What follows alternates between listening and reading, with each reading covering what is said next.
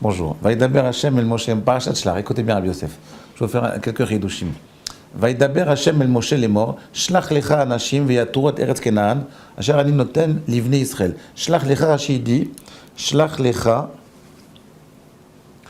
Rashi dit les datecha. Fais ce que tu veux. Moi, je ne rentre pas dans ta décision. Moi, je vous dis, allez monter en Eretz Israël, faites-moi confiance. Maintenant, vous ne voulez pas me faire confiance, faites ce que vous voulez. C'est à vous de décider, mais c'est à vous de prendre les conséquences de ce que vous allez faire. C'est à vous de mesurer les conséquences de vos actes. C'est-à-dire, si vous me suivez, alors ça va bien se passer, mais si vous voulez réfléchir un peu avant et peut-être vous dire, bon, quand même, on va vérifier ce qui se passe là-bas, ce qui se passe là-bas, alors faites ce que vous voulez. Vous voyez, c'est ça le libre arbitre. Vous voyez, Rabbi Yosef, c'est ça le libre arbitre. Ça regarde Akadosh Baruch Hu comment il laisse le peuple d'Israël libre. Il nous laisse décider ce qu'on veut. Il nous dit montez, vous voulez pas, vous hésitez parce que vous avez des doutes. Ben ok, on vous laisse réfléchir. Faites ce que vous voulez. Allez vérifier. Emmenez des explorateurs là-bas et allez voir. Ok. Premier enseignement. Deuxième enseignement, écoutez bien. Rashi commence comme ça, il dit Shlach lecha anashim lama nismecha parashat meraglim et parashat Miriam. Pourquoi on a collé la parashat de Miriam avec les Meraglim? Les fiches l'actal iske diba chez dibra be'achia. Rechaim ilelu ra'u velo lakru musa. Il dit un truc complètement incompréhensible. C'est ce qu'il dit Rabbi Yosef. Il dit pourquoi on a mis ces deux parachutes l'une après l'autre? Parce que juste avant la parashat de Miriam, où Myriam elle a fait de la chanara sur son frère, a priori, d'accord? Elle a été punie et ils n'ont pas tiré des conséquences. Et maintenant, ils vont faire la chanara sur Eretz Israël. La question que j'ai, d'abord, c'est pas un calvachomer, c'est pas un raisonnement à forcerie ce qu'on raconte là. Qu'est-ce que ça veut dire que, Rabbi Yosef, dites-moi, qu'est-ce que ça veut dire qu'on n'a pas pris exemple sur l'histoire de Myriam pour l'histoire des explorateurs qui vont faire la chanara sur Eretz Israël? Eretz Israël, c'est une terre, c'est des pierres, c'est des cailloux, c'est de la terre. Il y a aussi écrit qu'on n'a pas le droit de faire la chanara sur une terre. Ça n'a aucun rapport. Qu'est-ce que vous en pensez, Rabbi Yosef? Là, on prend un enseignement très important. Écoutez bien, c'est que le principe de la Shonara, c'est un principe dans la tête. C'est comme quand je vous dis, par exemple, il faut être un talmid, il faut être mekabel, il faut apprendre à devenir un élève. Un talmid chacham, il est d'abord, avant d'être un chacham, il est d'abord un talmid. Et s'il perd cette faculté de talmid, il ne sera jamais un talmid chacham. C'est-à-dire que même un grand chacham, il doit garder cette faculté d'être talmid. Ben, c'est exactement pareil. Un homme qui commence à virer vers la médisance, eh bien, il finit pas. Il continue, même sur les pierres, il le fait. Vous voyez, c'est déjà, ça devient une tournure d'esprit. Vous comprenez ce que je veux dire, monsieur? Il faut changer sa tournure d'esprit. Voilà. Il faut essayer de changer sa tournure d'esprit. Et les cours que je vais vous faire maintenant, les deux trois cours qu'on va suivre, ils vont être comment faire pour changer sa tournure d'esprit. Des fois, on a des tics, on a des obsessions, on a des comportements qui sont négatifs, qui engagent des énergies négatives. C'est-à-dire, on se comporte d'une façon négative, même si ce n'est pas des avérotes. Par exemple, on a tendance à voir l'autre d'une façon négative. On a tendance à voir Eretz Israël de façon négative. Comment arriver à se déconnecter de ça? Alors là, on va essayer d'apprendre l'enseignement de la paracha des explorateurs. Écoutez bien. Je vais essayer de vous la dire en quelques mots. Akadosh Baruch Hu, écoutez bien, Yosef. Akadosh Baruch Hu, il envoie, il dit à Moshe Rabbeinu et au Klal Israël, montez en Eretz Israël. Klal Israël, il a peur. Donc vous voulez envoyer des explorateurs, faites ce que vous voulez. Mais c'est à vos dépens.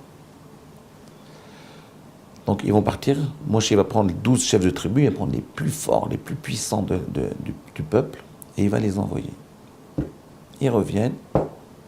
Il y en a 10 qui se mettent à grogner. Et il y en a 2 qui disent du bien d'Eretz Israël. C'est Yoshua ben Nun et Caleb ben Yefouné. Alors écoutez bien.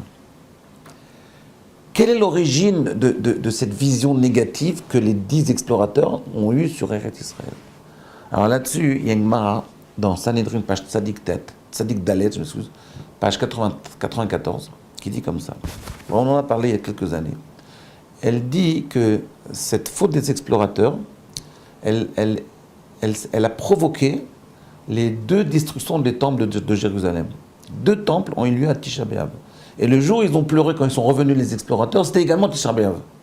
Le 9 Av, c'était le jour où les explorateurs sont venus, ils sont mis à pleurer. Rashi nous dit, du fait qu'ils ont pleuré à ce moment-là, c'est au début du 14e chapitre de Bamidbar, du fait qu'ils ont pleuré à ce moment-là, Alors Akadosh Baruch Hu va dire, si vous pleurez maintenant, alors je vais vous faire pleurer toutes les générations. Et toutes les générations à Tisha B'Av, on va pleurer à cause de la destruction des 2 temples. Maintenant, comment ça marche? Écoutez bien. Quel est le principe? Qu'est-ce qui a fait que les 10 explorateurs qui étaient a priori des grands sages, ils ont pu faire cette faute-là? Alors là, la Gemara nous explique comme ça. Elle nous dit, écoutez bien, elle nous dit que dans Michelet, vous voyez, il y a 5 chapitres. Pas Michelet, mais dans Echa, dans Megillat Echa, les lamentations de Jérémie, il y a 5 chapitres. Dans le 2e chapitre, regardez bien, tous les 5 chapitres, ils sont composés de cette façon. Premier chapitre, chaque verset, il commence par Aleph, le 2e par Bet, le 3e par Gimel, Dalet, He, Vav, Zayin, Chet. 2e chapitre pareil, 3e chapitre pareil, 4e chapitre. Dans le 2e chapitre, il y a une inversion au milieu. Normalement, dans l'alphabet juif, on dit toujours que le Aïn, il passe avant le P. La lettre Aïn, elle passe avant la lettre P. Aïn signifie 60, c'est la numération 70, et P c'est 80. Dans le 2e chapitre des lamentations de Jérémie, le P, il a devancé le Aïn. Le P, il est passé avant le Aïn. Le P et le Aïn, ce ne sont pas seulement des lettres. On veut nous dire que pour quelle raison l'homme il a fauté, le peuple juif il a fauté.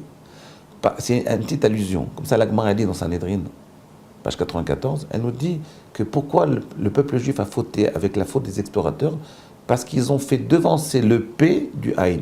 Ils ont fait avancer la parole, l'écoute, ils l'ont fait précéder la vision, le fait de regarder Aïn. P kodem le Aïn, mishum chez P kodem le Aïn. On vous rappelle quand il parlait de ça, Youssef. Maintenant, on va essayer d'analyser ça. Vous voyez, il y a quelques années, on parlait de ça. Moi, ça me suffisait avant ça, il y a quelques années. Maintenant, ça ne me suffit plus, je ne comprends rien. Qu'est-ce que ça veut dire? Ça veut dire que même, regardez, on va expliquer. Qu'est-ce que ça veut dire faire la shonara? Faire la shonara, ça veut dire on écoute plein de trucs et on répète bêtement. D'accord? Ben, c'est P, il a précédé la vision. C'est-à-dire la bouche, l'écoute. P, ça aussi, c'est parler, mais c'est aussi écouter. C'est le même principe. Parler, écouter, on écoute et on parle. Oui, c'est automatique. Il n'y a pas de réflexion. Ça se fait automatiquement. Et ce qu'on nous dit, comment on fait pour éviter, comment on fait pour éviter la faute, on doit faire le contraire. On doit d'abord regarder et après parler. D'abord prendre conscience, réfléchir. Je vais vous donner un exemple. Quand par exemple vous faites un cours, si vous voulez enseigner à vos élèves, il faut leur parler, leur dire l'enseignement. Mais il faut leur dire avant d'écouter mon enseignement, essayez de vous-même regarder le texte et avoir une vision du texte qui vous est propre. Même si c'est une vision fausse. Ayez une vision vous-même. Et après, écoutez ce que je vous dis. Mais si vous écoutez ce que je vous dis, vous allez être influencé par ce que je dis, vous ne pourrez plus regarder normalement la réalité. Vous voyez, par exemple, les Allemands, comment ils ont réussi à devenir tous antisémites en quelques mois par les nazis? C'est très simple. Ils ont commencé à dire des phrases. Les Juifs ont le nez crochu, les Juifs c'est des voleurs, les Juifs c'est des voyous. Et les gens ne réfléchissaient pas, ils ont entendu ces phrases-là, ils n'ont même pas vu des Juifs. Et ils se disent, ah ben oui c'est vrai. Ils n'ont pas réfléchi, ils ont essayé de faire passer, ils n'ont même pas essayé de se poser la question, de se dire, attends, mais laisse-moi regarder d'abord, laisse-moi réfléchir sur le Juif, est-ce que c'est vrai ce qu'on dit? Il ne faut pas essayer. On parle, oui, on va essayer de comprendre. Donc en réalité la faute, elle vient de ce principe-là. Toutes les fautes que l'homme y commet, par rapport à son prochain, mais même surtout par rapport à son prochain, c'est quand on fait devancer, quand on fait précéder la parole, l'écoute à la vision. Réfléchissez bien à ce principe, on en parle demain.